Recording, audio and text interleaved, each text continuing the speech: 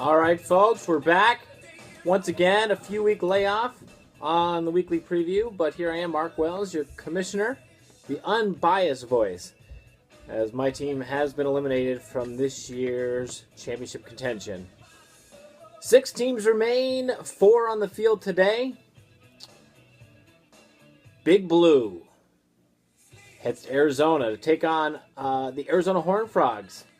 It's a team that he beat earlier this year. When we also have Team Irrelevance and Red Wells and his Bumblebees clashing in today's matchups.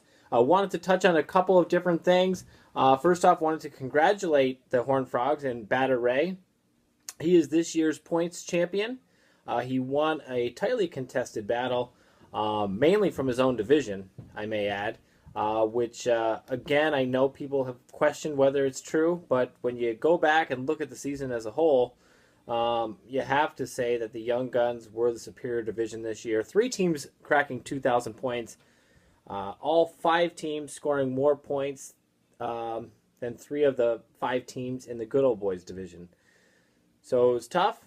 Some may wonder, should Nitro be in with a weaker schedule? Could the Horns have won a couple of those close ones if they were playing the Dudes or the Bluffers? I don't know, but I do know that they did outperform 3 of the teams in the Good Old Boys division. Also wanted to touch on earlier this year, we did discuss the possibility of going to the $100 entry fee. We talked about a $25 payout each week to the highest scoring team. We did not go forward with that this year, but I just wanted to congratulate Red Wells of the Bermuda Street Bumblebees. He was this year's top winner week in, week out, winning 5 times as the highest scoring team in the league. Other winners include, of course, Batter Ray, the Brothers Grimm, Arizona H Horns, and the Niskayuna Nitro. So funny enough, 2 teams not in the playoffs would have collected an additional $25 off their entry fee had we gone forward with that this year. And the top guy, Red, would have won 5 times, meaning he would already have $125 in his pocket. But that's just something to think about for next year. I found that we didn't get much feedback in the league when I had guests on, and I can only assume that that's because I was talking less than they were. So that's why as we got here to the playoffs, me being outside looking in, it made sense for me to do the preview alone this time around. So we're going to start... It's weird. I actually consider he's playing this week, but I do consider the Arizona Horned Frogs the favorite to win it all in this league. He's been very consistent. He had the highest scoring team many times this year, I think 2 or 3 times. But he's also playing against a team in Big Blue, who I mentioned the points scored for the entire season. It's not entirely fair because Big Blue came on very strong in the second half of the year and performed far better than they did early on. The odds makers have the Horned Frogs as a small favorite by 8 points over Big Blue, 178 to 170. Just looking at Big Blue's roster and the games they have today, I love Stafford's matchup against Philadelphia. Morris in Kansas City, that'll be tough. Lacey against Atlanta, I think he should be fairly able to run a little bit there. And then you have Brown and Wallace, 2 former players that were on the same team now playing against each other in today's game, opposite sides of the field. I expect big things from both of those guys. And, of course, Andre Brown in San Diego, not a horrible matchup there as well. So, on paper, when you also factor in the Seahawks defense and Bailey, the kicker for Dallas, I think that they are in position to put up a lot of points this week. If you switch over and take a look at his opponent, the one and only Batter Ray, let's see, Batter Foles against Detroit. Again, that's basically 2 quarterbacks going head-to-head in this matchup, which I love. If it's playoff time, it's head-to-head. It's every possession. It's every side of the ball. Both those guys are going to be tuned into that game big time today. And I believe Batter Ray over at Red Wells' house for the games this afternoon. Lynch, always tough, although not the greatest of matchups against San Francisco, and Forte against Dallas. Those 2 guys have been 2 of the top backs in the entire league all season long. So I wouldn't count either one of them out for a big game. Andre Johnson already with a big day. He had a bunch of catches on Thursday night. scoring 30 points, which was above his projection going into the week. So knowing you have 30 points in the bank before Sunday's games even begin is a huge advantage for Batter Ray. Jackson for Philly, so he's got the tandem of Foles and Jackson. And the Raiders' defense against the Jets. And we'll see the Jets' offense has had a lot of turnovers recently. They'll look to capitalize on that today. I said it. I think Batter Ray is the best team, but there's something about this Big Blue Ball Club that I like. I like the fire. I like the fact that they've battled adversity all year long. Big Blue's been there before. Well, as is Batter. Batter is the defending champ. But Big Blue is a very savvy vet of the game, a student of the game. He understands that luck does play a role in fantasy football, and he adjusts accordingly. He crunches the numbers and tries to account for whatever luck may fall his way. I like it. I like Big Blue this week. If Arizona can get past this one, then I think they go all the way. They had the points to get a first round bye, and they didn't. And when something like that happens, you just wonder if maybe luck isn't on his side. He scored the most points in the league, but yet didn't have the highest didn't have the highest number of weeks where he was the highest scoring team.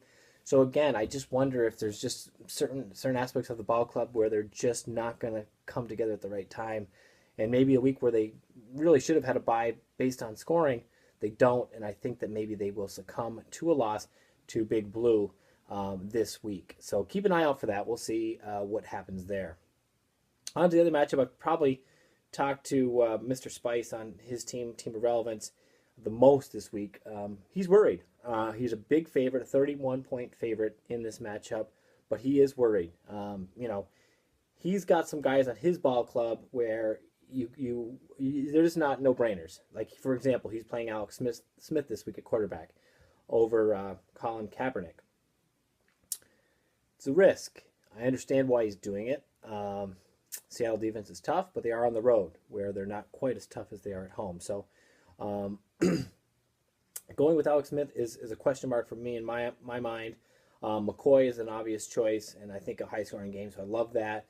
Lamar Miller, I think he was debating between a few running backs, Lamar, Donald Brown, Ben Jarvis, Green Ellis, and in the end, I believe that he went with Lamar because he felt like Lamar was the player of those three that was the most likely to give him something this week, and that's what he needs. When you're a 30-point favorite, you want to make sure the guys that are set to give you the points are going to give you the points, and he doesn't need a 30-point game from Lamar. He needs 10, 12 points, and if he can get that, I think he'd be happy. Thomas is great. Alshon Jeffrey, great. Cameron has been a little bit of a disappointment recently.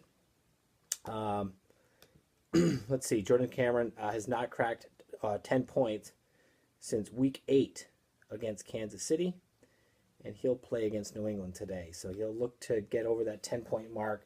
And then the other question mark he had was Roddy White or Dwayne Bowe. He went with White, at least at this point. We're still an hour from game time as I record this. Kickers are a flip of a coin, and Cardinals D against St. Louis. I like the play there. Reds team, we mentioned it earlier, they were the favorite for a large part of the year. The power rankings had the number one, probably more than anyone, but they've also suffered a lot of tough injuries. Their receiving core looks totally different than it did in week 1, but they do still have Drew Brees, which is big, and Reggie Bush is now listed as probable for today's game. So that's a good shot in the arm. That game, I'd be shocked if it's not a high-scoring affair, and Reggie has always been in the mix in a big way when he's on the field for the Lions. So quarterback and running back, those two right there are very solid. We talked about in the previous matchup the two quarterbacks going head-to-head. In this matchup, we have the running backs going head-to-head. We have Reggie versus LaShawn McCoy. So that is probably the game on most sets in the league this week. And I think even the teams that are at home, the Brothers Grimm and the Herkimer Hurricane, those are two teams that are probably also studying that matchup, seeing how those guys are going to look, because they're likely or could possibly play them next week. So that's a game I'm going to be watching, and I think a lot of others will be watching as well. A.J. Green, and how can you argue with that? Jordy Nelson, the quarterback situation in flux, it's tough. He's decided to go with him here.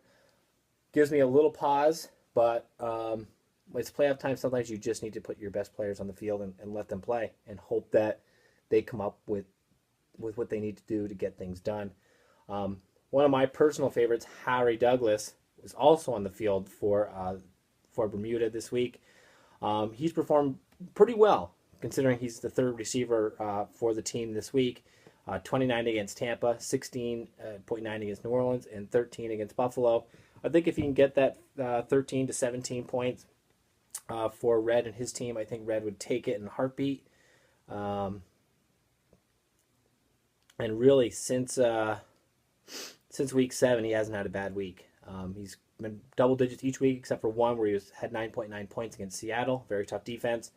Other than that, he's been in the teens or higher each and every week. His last really bad performance was week 5 against the Jets, where he only had 2.6 points. Oh, this one is tough. Two of my all-time favorites here.